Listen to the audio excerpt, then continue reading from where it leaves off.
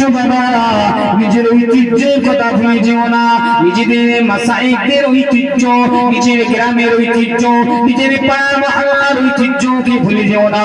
নিজের স্বার্থ চরিতার্থ করার জন্য, নিজের মান সম্মানকে বাঁচানোর জন্য পিতামাতার মান সম্মানকে কুরবানি দিও না।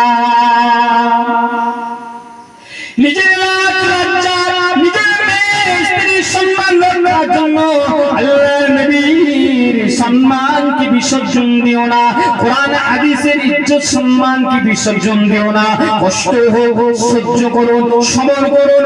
আল্লাহর প্রতি থাকলে আল্লাহ পরীক্ষা তো অবশ্যই নেবেন। আল্লাহর প্রতি না থাকলে আল্লাহ আপনাকে আসান করে রেখে দেবে, আপনার কোনো কষ্ট থাকবে না। যারা আল্লাহ প্রতি ছিল তাদের বড় কঠিন কঠিন পরীক্ষা হয়ে গিয়েছে। ইতিহাস করে দেখুন, হাদিস করে দেখুন, হযরত মুসা আলাইহিস সালাম থেকে শুরু করে হযরত ইব্রাহিম আলাইহিস সালাম, হযরত